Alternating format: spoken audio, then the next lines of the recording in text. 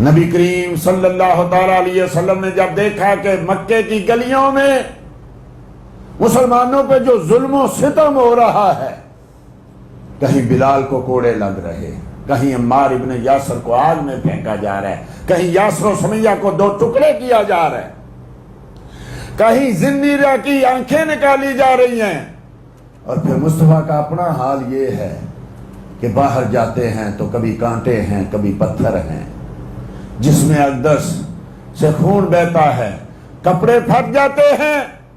جب یہ حالت دیکھی کہ کوئی سننے والا تیار نہیں، کوئی سجدہ نہیں کرنے دے رہا، اللہم اعز الاسلام بعمر بن الخطاب او عمر بن الخطاب، یا اللہ ایک مجھے دے دے، اسلام کو عزت دے دے عمر بن خطاب یا عمر بن ہشام ابو جہل کے ساتھ۔ اور ایک حدیث میں اللہم اعز الاسلام بعمر بن الخطاب خاصہ، باری تعالیٰ خاص عمر کے لیے میں دعا کرتا ہوں۔ اور بعض علماء نے یہاں تک کہا کہ دعا دونوں کے لیے کی، لیکن پہلے عمر کا نام آیا، سبحان اللہ، اجابت نے بڑھ کر گلے سے لگایا، بڑی ناز سے جب دعائے محمد، مصطفیٰ نے کہا اللہم اعز الاسلام بعمر بن الخطاب او بعمر بن الحشاد۔ ابھی ابو جہل کا نام نہیں آیا، ادھر عمر کا نام آیا، رب کریم نے اسی وقت قبول کر لیا۔ عمر بن ہشام تک گئی نہیں دعا، یہ مصطفیٰ کے لبوں سے جو دعا نکلی، باری تعالیٰ عمر بن خطاب کے ساتھ اسلام کو عزت عطا فرما۔ کیوں عمر کے دشمن ہو گئے؟ اس لیے کہ اس نے مظلوموں کو، ظالموں کے ظلم سے بچایا، اس لیے کہ ہر منافق کا سر قلم کرنے کے لیے تیار ہو جاتے تھے، اس لیے کہ مصطفیٰ کے سامنے کھڑے ہو جاتے تھے۔ ادھر مصطفیٰ نے دعا کی اور ادھر لوگ بیٹھے ہوئے ہیں کہ یہ فیصلہ ہو جائے، روز ہمارے بتوں کو برا کہتا ہے، آج آر پار ہو جائے، کون ہے جو محمد عربی صلی اللہ تعالی علیہ وسلم کو قتل کرے گا؟ عمر اٹھے، میں ہوں، ادھر دعا کی، کہا میں ہوں جو اس کا سر لے کے آتا ہوں، معاذ اللہ استغفر اللہ۔ لیکن نکلے، راستے میں گئے تو ایک نوجوان ملا، مصطفیٰ کا غلام ملا، عمر آج بڑے تیور اکھڑے اکھڑے ہیں، آنکھوں میں خون نظر آ رہا ہے، تلوار سونتی ہوئی ہے، خیر تو ہے؟ کہا میں آج قصہ ختم کرنے جا رہا ہوں، معاذ اللہ استغفر اللہ، محمد کا سر لینے جا رہا ہوں۔ کہا تو یہ کام کرنے جا رہا ہے، پہلے اپنے گھر کو تو دیکھ۔ ایسا معاملہ ہو بلا مثال و تمثیل کسی کے ساتھ بھی کہ تیرے گھر میں یہ ہو رہا ہے، تو ممبر پہ بیٹھا یہ کر رہا ہے، تو لڑ رہا ہے تیرے گھر میں، تو کیا اثر ہوتا ہے؟ کیا ہوا میرے گھر کو؟ کہا تیری بہن اور تیرا بہنوئی تو ایمان لے آ چکے ہیں۔ اسی وقت جب ان کا حال دے وہ کیا ہوا ہوگا، اسی وقت مڑے اور بہن کے گھر دیکھا تو اندر وہ قرآن پڑھ رہے تھے، دروازہ بند تھا، اندر قرآن پڑھ رہے تھے، حضرت خبیب رضی اللہ تعالیٰ ان کو قرآن پڑھا رہے تھے۔ دروازہ کھٹکھٹایا اتنے زور سے کہ آپ کی بہن سمجھ گئی کہ عمر کے سوا ایسے کوئی دروازہ نہیں کھٹکھٹا سکتا۔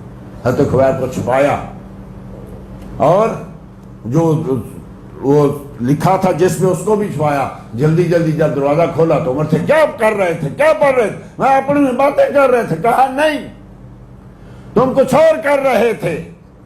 کہا نہیں ہم یہی کر رہے تھے۔ کہا مجھے پتا چلا تم بددین ہو گئے ہو، سابی ہو گئے ہو۔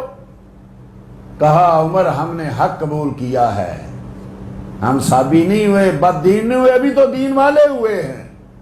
غصے میں تھے، بہنوئی کو مارنا شروع کیا۔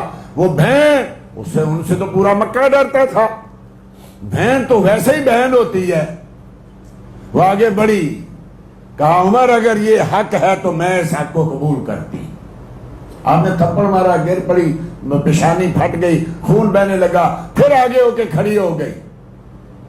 جب یہ جرت دیکھی تو کہا وہ کون سا دین ہے یہ کمزور عورت کو اتنا جلدی بنا دیتا ہے؟ آج تو پتہ نہیں ہمارے پہلوانوں کو بھی کیا ہوگا۔ کہا یہ کون سا دین ہے جس نے میری بہن کو میرے سامنے کھڑا کر دیا؟ اب چونکہ دعائے مصطفیٰ قبول ہو چکی تھی، اس کا اثر ظاہر ہو رہا تھا۔ کہا مجھے بھی بتاؤ۔ کہا یہ پاک چیز ہے، یہ ناپاک لوگوں کے ہاتھوں میں نہیں دی جاتی۔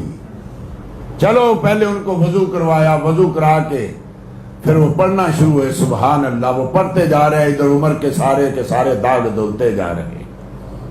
اللہ اکبر، عمر کی آنکھوں میں آنسو، سبحان اللہ، کیا قرآن! آج ہم بھی قرآن پڑھتے ہیں، آج ہمارے موبائلوں میں قرآن، ہمارے گھروں میں قرآن، لیکن ہم کیا کر رہے ہیں؟ سارا قرآن بھی پڑھے تو کبھی ایک آنسو تک نہیں نکلتا، اور ادھر اللہ اکبر پہاڑ جو ہے وہ ریزہ ریزہ ہو رہے ہیں، ادھر عمر جیسے جری بہادر رو رہے ہیں۔ اور کسی پنجابی کے شاعر نے کہا کہ عمر کہنے لگے، کرو آیا سا مار مقام نے نو، منو مار دے لے چلو، جتوں چنے نے تساں اے پھول پوری، وچ اوس گلزار دے لے چلو، ساری عمر دی عمر برباد ہو گئی، جتھے عمر سوار دے لے چلو۔ وہاں جانور دے گلے وچ قاطر سی، وچ اوس دربار دے، ہاں میرے گلے میں رسا ڈالو اور مجھے کھینچتے ہوئے وہاں لے چلو جہاں سے تم نے یہ نوری پھول اکٹھے کیے۔ لے کے آپ کو دار ارقم میں پہنچے، دار ارقم تو بند ہوتا تھا نا، دروازہ کھٹکھٹایا، کسی نے دیکھا دراڑ سے، ارے عمر آ گئے۔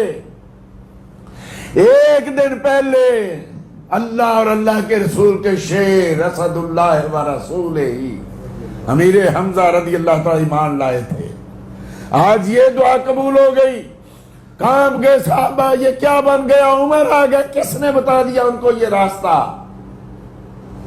کانپ رہے تھے لوگ، حضرت امیر حمزہ نے کہا کھولو دروازہ، عمر کو آنے دو، اگر خیر سے آیا ہے تو خیر لے کے جائے گا، اور اگر شر کی نیت سے آیا ہے تو آج دنیا دیکھے گی کہ حمزہ کی تلوار ہوگی اور عمر کا سر ہوگا، کھول دو دروازہ۔ جب دروازہ کھولا تو دیکھا عمر جیسا پہاڑ، آنکھوں میں آنسو ہیں، سر جھکا ہوا ہے اور ہاتھ بندھے ہوئے ہیں۔ مصطفیٰ کی بارگاہ میں آئے، میرے آقا کھڑے ہوئے گریبان سے پکڑ کے کہا، او عمر، ابھی وقت نہیں آیا کہ تو حق کو پہچانے؟ یا رسول اللہ وقت آ گئے، میں نے حق کو پہچان لیا۔ کلمہ پڑھا، اللہ حسین عبداللہ بن مسعود رضی اللہ تعالیٰ کہتے ہیں، ہم تو دیواروں کے سامنے کلمہ نہیں پڑھتے تھے، ہم تو پہاڑوں سے ڈرتے تھے نام لیتے ہوئے۔ آج عمر نے اللہ اکبر جب کلمہ پڑھا تو ہماری خوشی کی انتہا نہ رہی۔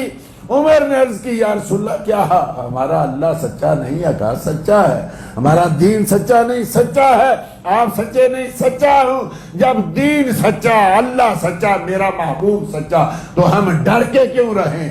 ہم گھروں میں گھس کے کیوں اللہ کا نام لیں؟ چلیں میرے آقا، ابھی جا کے حرم میں جہاں لوگ آپ کے سر کا انتظار کر رہے ہیں وہاں جا کے اللہ کا نام لیتے ہیں۔ جب نکلے مسلمان، حدیثی میں ہے، نعرہ تکبیر، نعرہ رسالت، دو صفیں تھی، ایک صف کے آگے امیر حمزہ، ایک صف کے آگے عمر فاروق۔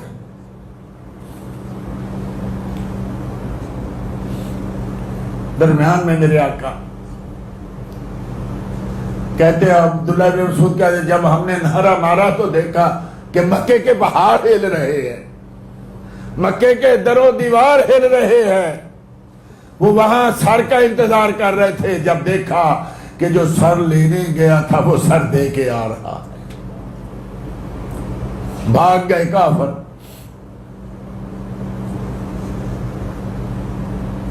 کہا آج ہم یہاں نماز پڑھیں۔ عمر نے دین کو، عمر نے اسلام کو عزت عطا فرمائی، تو عمر کی عزتیں اتارنے پہ لگے ہوئے، ختم ہو جاؤ گے، ذلیل و خوار ہو جاؤ گے۔ عمر کل بھی بلند تھا، عمر آج بھی بلند ہے۔ اللہ نے وہ کرم کیا، اسلام کو مکے کی گلیوں میں عزت مل گئی۔ دین کی بات پھیلانا صدقہ جاریہ ہے، ثواب کی نیت سے ویڈیو کو شیئر ضرور کیجیے۔ جزاک اللہ۔